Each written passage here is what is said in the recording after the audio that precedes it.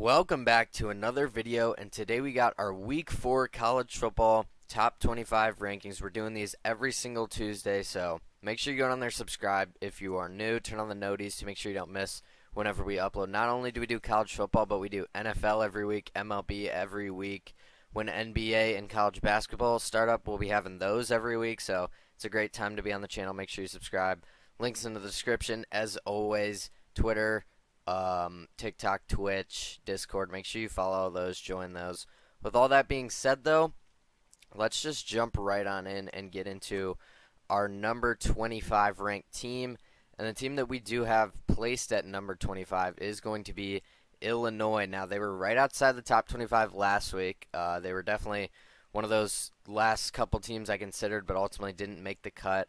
But they get in this week because, some of the teams fell out of our top 25 that were in it last week. Arizona fell out. I think one other team might have, forgetting exactly who. But yeah, Illinois gets in, so good for them. I mean, they're 3-0. Obviously, the big one was against Kansas last week, but this past week they beat Central Michigan 30-9. They looked pretty good in doing so. Yeah, I mean, Luke Altmaier at QB is actually having a pretty solid season to start off. The defense looks really good for them. Pat Bryant at receiver had a big game last week. So good on Illinois for getting in the top 25. I don't think anybody really expected this year. But looking at their their upcoming game here, it's going to be on the road Friday night against Nebraska. This is definitely going to be a very tough game. Nebraska's looked really good to start out the season. These next two games, this is a pretty brutal stretch here, the next 5 games, actually. Nebraska, Penn State, Michigan, Oregon, all ranked. Purdue right in the middle of it. Yeah, this is going to be a tough stretch. If they go out on the road and beat Nebraska, though, don't be surprised if they shoot up these rankings dramatically. But ultimately, with it being on the road, I think both these teams have very good defenses, so I think it'll be a low-scoring game. But I do think Nebraska wins 24-16. I just think they're better. I think they have more talent, and overall, I think they are the better team. But Illinois, good on being ranked, and like I said, if they go into Nebraska and beat them, they can definitely move up way higher in these rankings. But moving on to our number 24 team, it's going to be Boise State. They stay here in the top 25. I had them ranked last week just because of how good they looked against Oregon. They just really looked like a solid team. They go into Oregon and only lose by 3. But yeah, they were on bye they were on bye last week. So this game they will be playing is home against Portland State. I think they'll win. No problems whatsoever here. I got them winning 45-17. And yeah, they're just going to stay in these rankings. Ashton Jeanty, man, if he continues this, I don't see how he's not nominated for Heisman. He's playing out of his mind to start the season. Am I expecting him to continue to keep up at this pace? No, because he's on pace for like 50 touchdowns and like 4,000 rushing yards. Just unrealistic. But if it happens, he better win Heisman because we're not going to see much like that, in all honesty. But moving on to our next team, it's going to be Texas A&M. So Texas A&M goes on the road against Florida, and they win pretty handily. They win 33-20. I never dropped them out of the top 25. The AP poll did when they lost to Notre Dame. I kept them in. I'm still going to keep them in.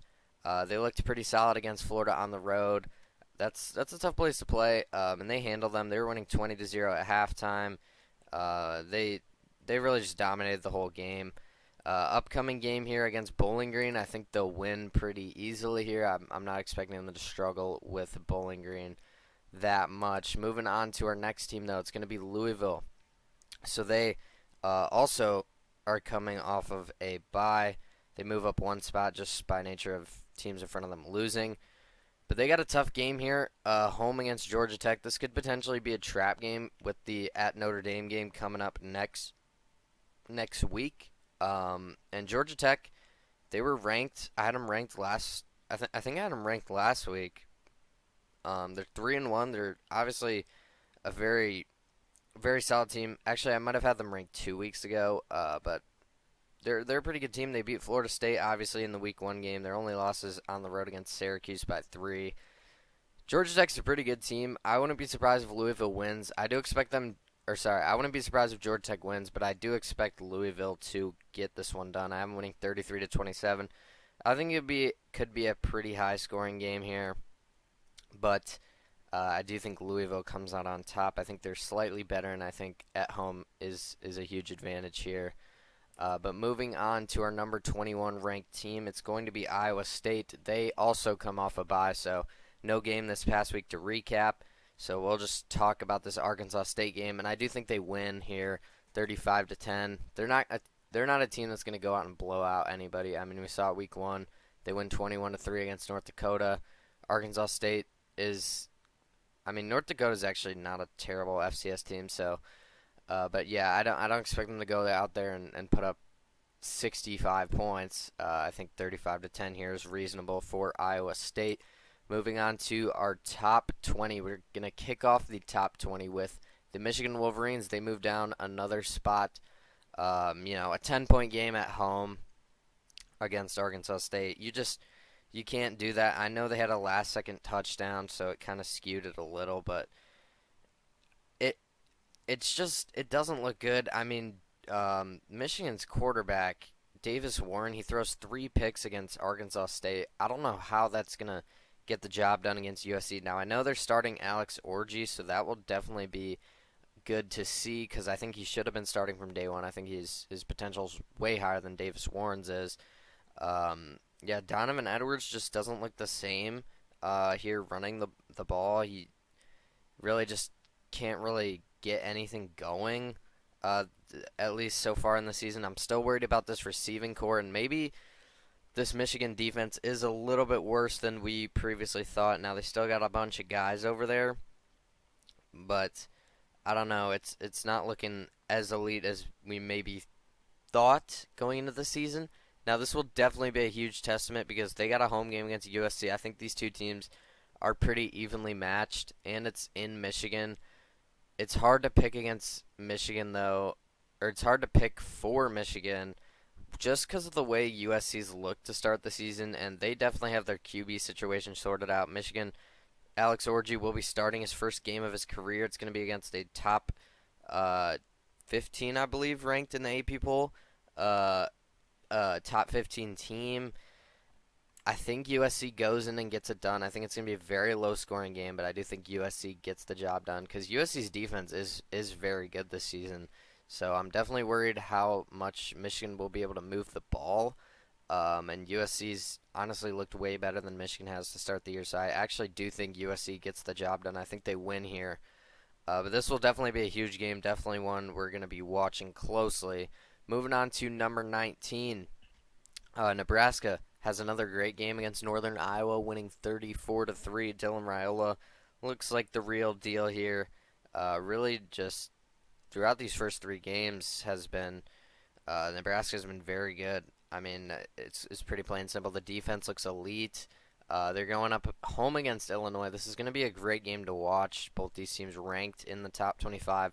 I do think, though, Nebraska just a little bit more talented. In fact, they get it at home. It's a night game. That stadium's going to be packed. I do think Nebraska gets another win, moving to 4-0 on the season. Number 18 is going to be the Clemson Tigers. They move up 2 spots. Last week had a bye, so no previous game we're going to have to recap or talk about. Their upcoming game is against NC State at home. NC State, may I remind you, was ranked in the AP poll recently, so definitely not a easy win whatsoever, but it's in Clemson. Clemson's actually favored by 20, which is pretty surprising to me. I mean, they did look really good against App State, so I wouldn't put it past them to blow them out. But I don't think it's a 20-point game. I think NC State keeps it close for a half, and Clemson kind of pulls away here in the third quarter. I have them winning 34-16. I do think they get the win there. Number 17, we're going to look at LSU moving down 1 spot after a very close game on the road against South Carolina. They win 36-33.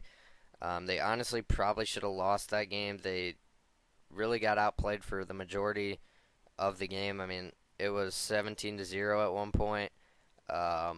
They brought it back in the second quarter with all their scoring, and then the fourth quarter was just ridiculous back and forth game. It was a great game to watch. LSU does come out on top, though. Garrett Nussmeier has another solid day, 285 yards, 2 touchdowns, and a pick. Caden Durham running the ball, 98 yards on 11 carries and two rushing touchdowns. It's a pretty good stat line. Kyron Lacey had a touchdown.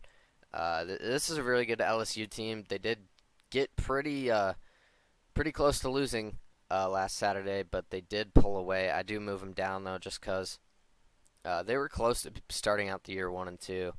But I do think they take care of business against UCLA. I think that's a little bit of a wake-up call, and I think they get locked back in here because they got Ole Miss in 2 weeks, and that's a game where they're definitely going to be challenged, to say the least, I guess. So LSU, I do think, wins against UCLA. They're sitting at 17. Number 16, I got Notre Dame moving up 2 spots after their dominating win on the road against Purdue. I don't think anybody expected them to go out there and put up 66 points, especially after that loss the last week. But they do. I mean, they were up 42-0 at halftime. It was just a complete domination. Riley Leonard doesn't really have to do anything in this game. Jeremiah Love ran for 100 yards. Riley Leonard, I said he didn't really have to do anything. That's because most of his yards came rushing the ball. He had 100 rushing yards and 3 touchdowns. He's a really good player. He's very experienced, so I think he's good for Notre Dame. And Notre Dame, still with a very easy schedule, they could definitely, if they go 11-1, they could definitely still make the playoffs. But if they do end up losing to a team like Louisville, Georgia Tech, Florida State, USC, the playoff odds could look a little shaky with 2 losses. I do think they take care of business once again, though, against Miami, Ohio. They're favored by 28. I'm winning by, how many points is that? 38. I'm winning by 38, so I definitely do think the defense will be able to shut down Miami, Ohio, whatever their plans are in this one. Moving on to number 15, it's going to be Oklahoma. I didn't move them. Last week they actually handled Tulane pretty well. They handled Tulane a lot better than Kansas State did. They did try to come back in the game, and it was close. It was a 5-point game in the fourth quarter, but Oklahoma, about halfway through the fourth quarter, put them away for good. Jackson Arnold, 169 passing yards, a touchdown and a pick, but running the ball wise, he had 97 yards and 2 rushing touchdowns. Pretty good game for him there.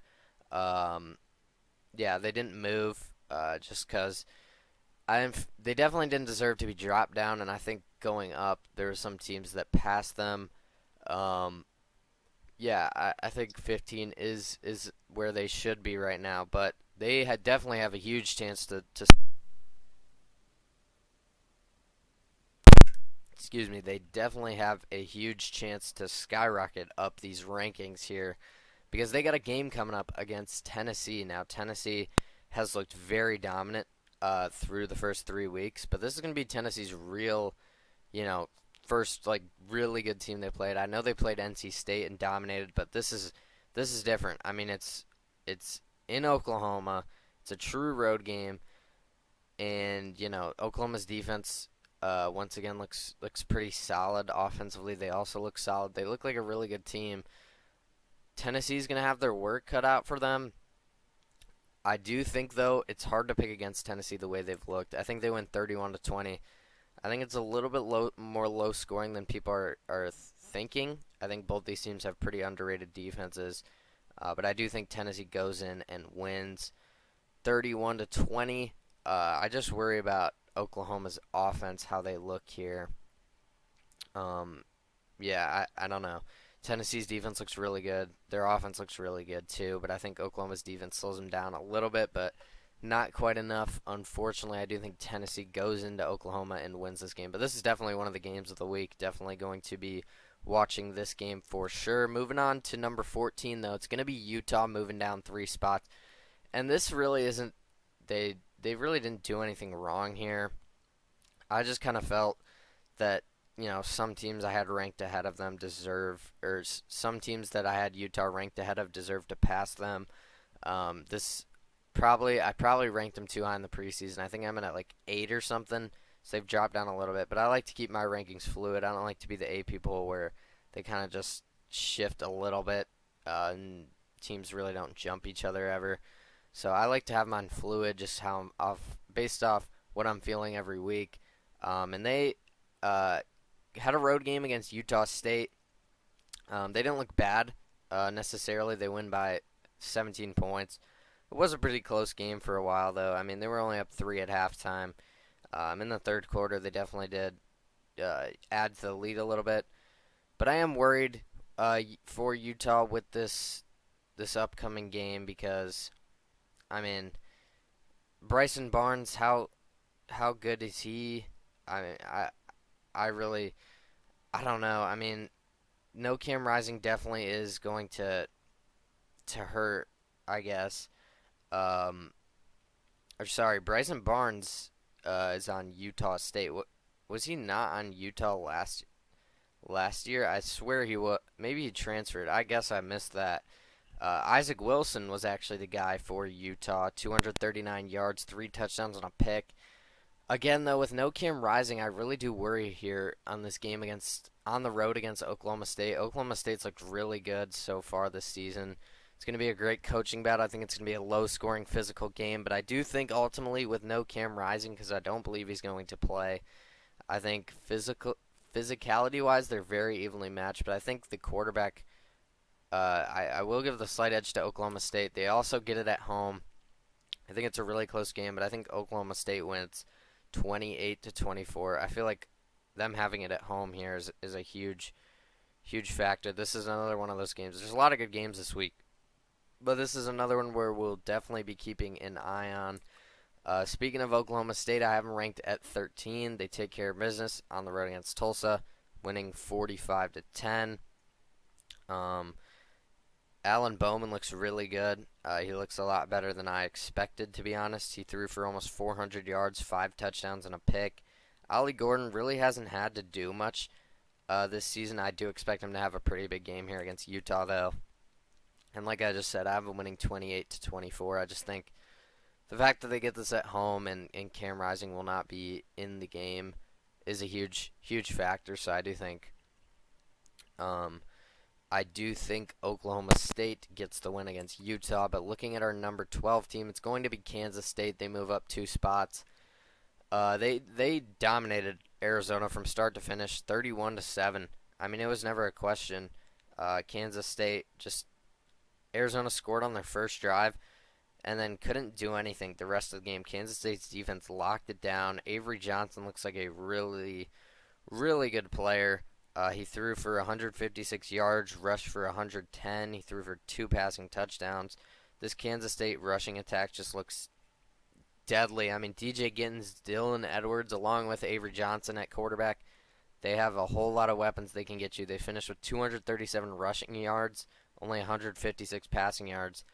Looking at the other side, Noah Fafita threw for 268, with 0 touchdowns and a pick. I will say Tedero McMillan has solidified himself as probably the best receiver in the country, besides maybe Travis Hunter.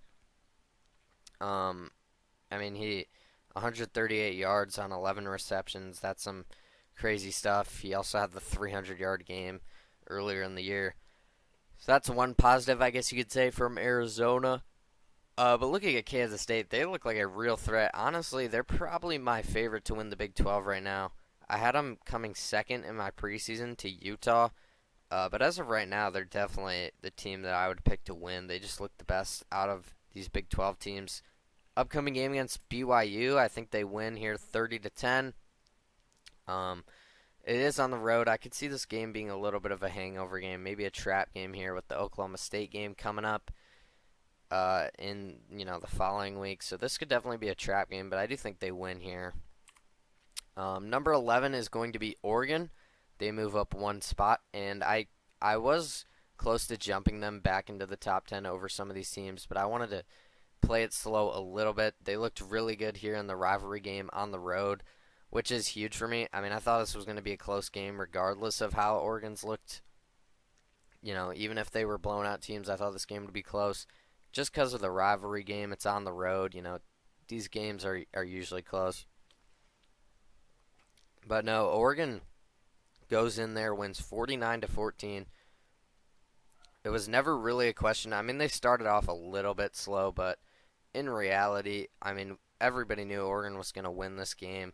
They were winning by 8 at halftime, and I mean, it was an 8-point game at halftime, but in the second half, they came out guns blazing. They blow them out 49-14.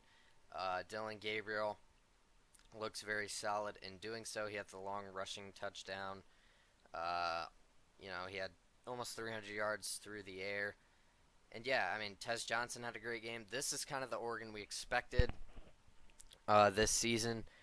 And yeah, they definitely, if they continue at this pace here in the coming weeks, the next 2 weeks, I mean, they have a bye this week, so their next two games, I guess I should say, if they continue this trajectory, they could definitely get it higher in these rankings as it goes with that Ohio State game there looming.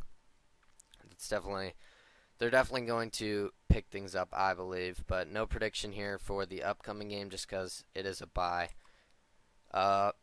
Moving into our top 10, though, Penn State is going to be moving down 2 spots.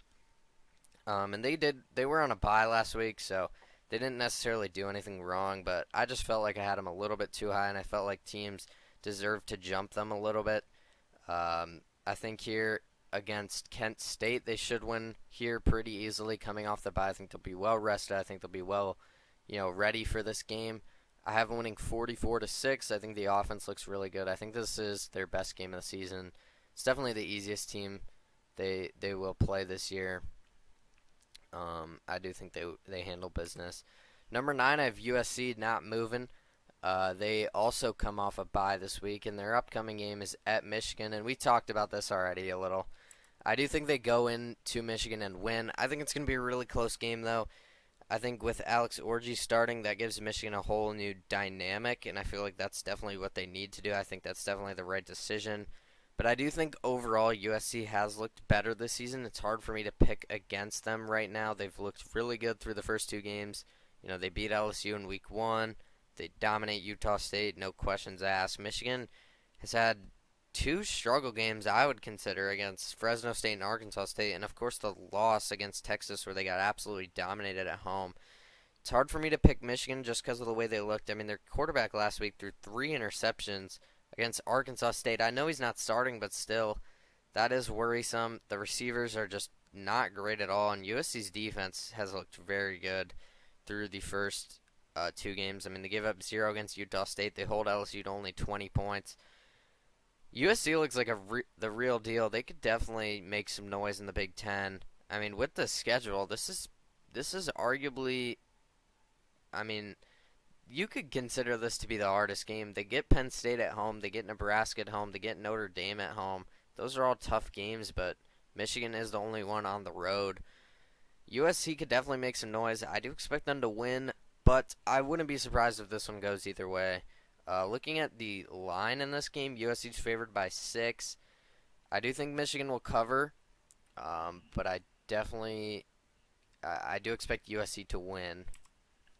Number 8 is going to be Missouri. They take down Boston College here 27-21, and I did move them up 2 spots.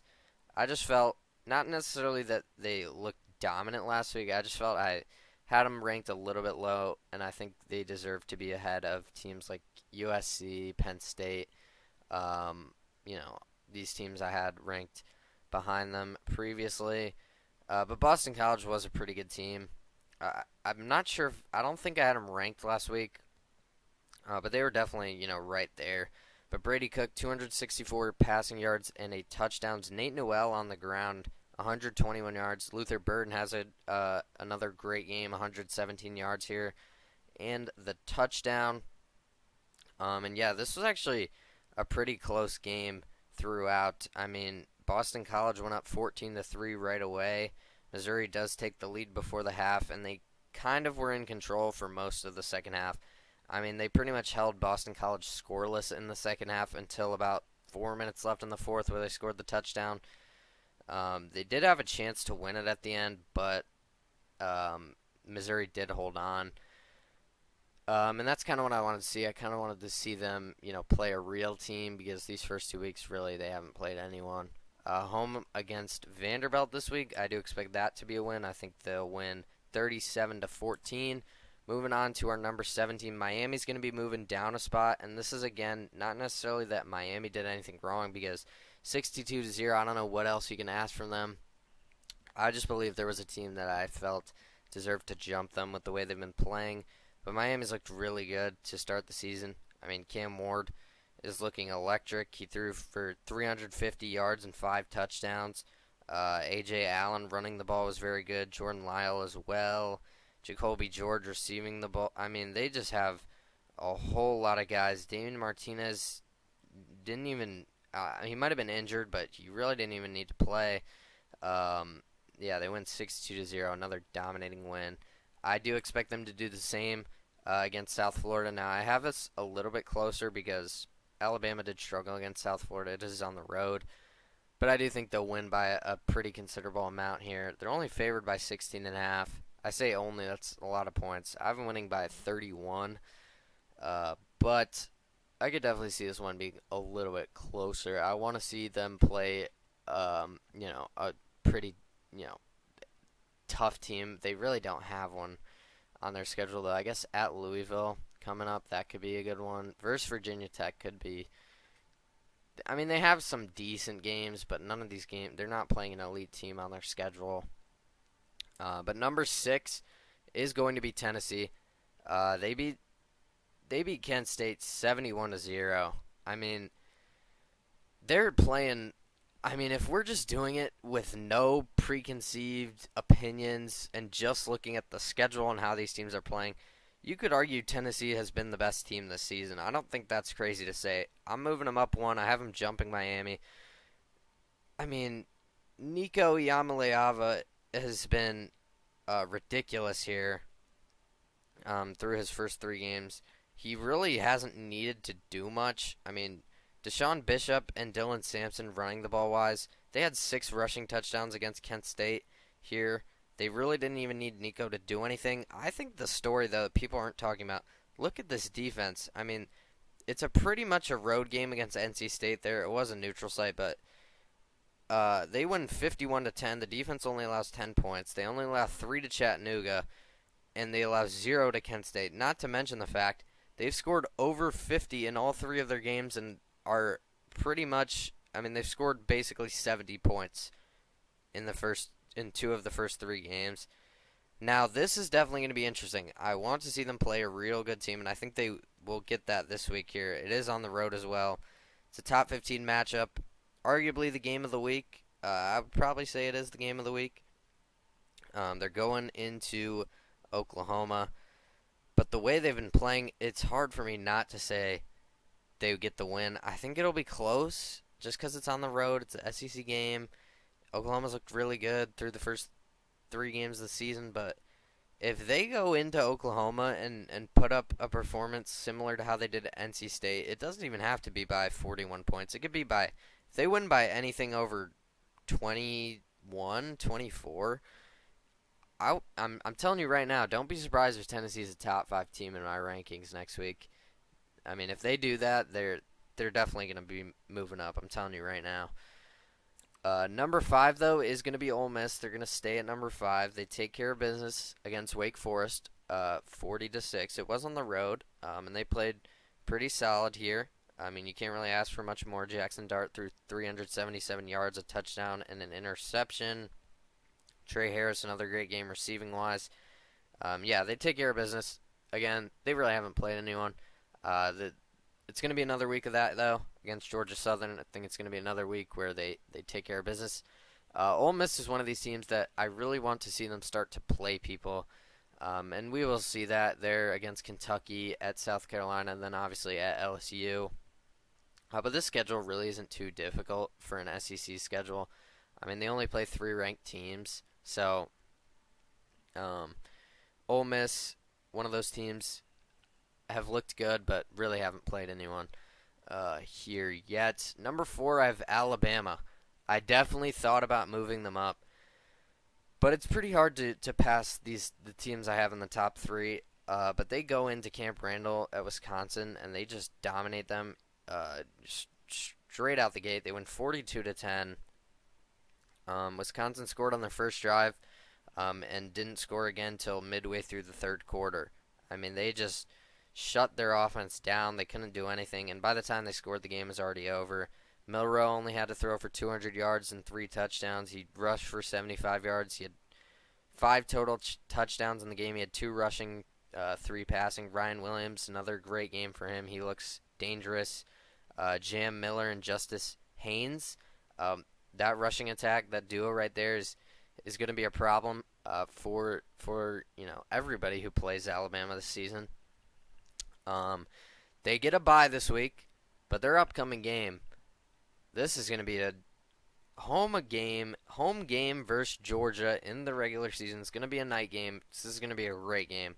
Georgia's favored by 2.5 as of right now. Obviously, we're not going to predict it because it's not this week, but it's the next week. But this game, man, this game can't come soon enough. This is going to be a great test to see who's really, I guess you could say the top dog in the SEC now. There is a team we'll get to here in a second who could maybe be better than both of them. I guess I could just spoil this right now. I do think they're better than both of them. I have Georgia here ranked at number 3. I have them moving down 2 spots with the way they played against Kentucky. Does that look like a number 1 ranked team? I mean, I know, in all honesty, if there's any team that I could say will win the national championship, the team that I'm most confident in doing so is going to be Georgia. But again, like I said, these rankings are fluid. They change week in and week out. And as of right now, I just can't have Georgia at number 1 with the way they played on the road against Kentucky. I know they always struggle against Kentucky. It was a road SEC game, but the AP poll dropped them out of the number 1 spot. And if they can do that, I feel like I can. I took it a step further, dropped them down to 3. I thought about dropping them all the way to 4, moving Alabama up to 3, but I did keep them here in the top 3. But yeah, same thing. At Alabama, can't come soon enough. If they win that game, they could definitely. I mean, if they win that game, they're probably moving up back to 1 if I'm being honest. But yeah, I mean, they honestly got lucky that they didn't lose because they probably deserved to lose the game. I mean, they pretty much I would say they got outplayed against Kentucky. Now Kentucky can find the end zone, which is going to be a problem, but Kentucky, I don't like the punt call there at the end of the game. You got to play to win. I mean, I don't know. I just didn't like that. Yeah, but they were right there with Georgia. That's pretty concerning here if you're Georgia. So, but they do survive. So I guess good on them. But they're gonna have to face the consequences of having that close of a game against a team that you should have beaten by at least 17, I guess. Yeah, I have them at number 3. Moving up to our number 2 team is gonna be Ohio State. I have them moving up 1. You could call me biased. I mean, like I said, these rankings are fluid. I have them ranked at 2. Next week, if they lose to Marshall, that's not going to happen. But you know what I mean. Or if they struggle against Marshall, Georgia can jump them. Alabama can jump them. I'm not going to let my bias get in the way. If I'm being honest, I mean, I had them ranked number 1 in the preseason. They probably have the best roster in college football. For just doing based off that, they could be number 1 right now, but I have them ranked at number 2. They come off the bye last week. I think they'll beat Marshall here, no problems, 52-3. But moving on to our number 1 team, I have Texas as the number 1 team. I don't think anybody expected that from Texas, I guess, this year. Now, people thought they were going to be good. They were my preseason number 4 team.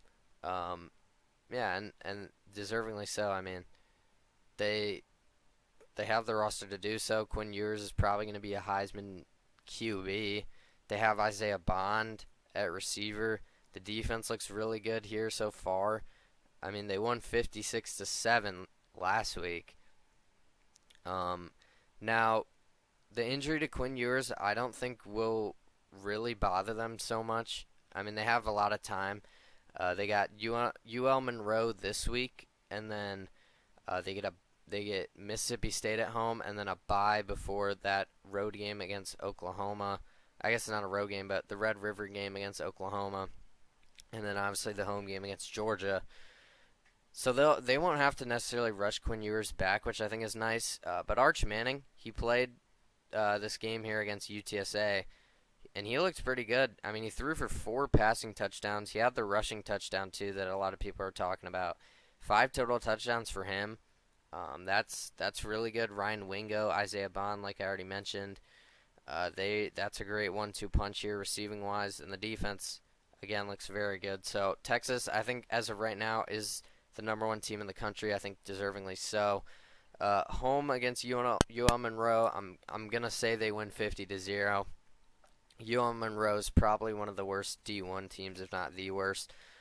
I think Texas gets the job done at home. I think Arch Manning has another great game, and could we see Arch Manning take over the starting QB spot? That could be interesting. We could have a decision to make here in Texas. Ultimately, I don't think so. I think they go with Quinn Ewers just because of the experience. But if they ever need a guy, they always have Arch Manning, so that's good for them to have the depth to do that. We saw that with Alabama, Jalen Hurts and Tua in the national championship game. Maybe we could see a similar thing happen in Texas this year. I'm not going to say that, though. Quinn Ewers has looked really good to start the season. Again, it's good they don't have to rush him back. I think Arch Manning will be fine. He looked great against UTSA. I think he'll look very good against UL Monroe, and I think they win 50-0.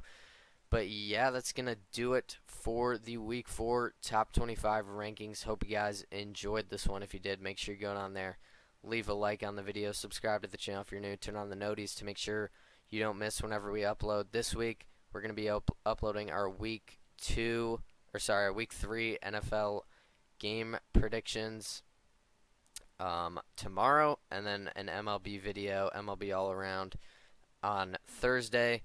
Not only do we do NFL and MLB, we also do NBA and college basketball. So if any of that interests you, make sure you go on and subscribe. Links in the description, as always.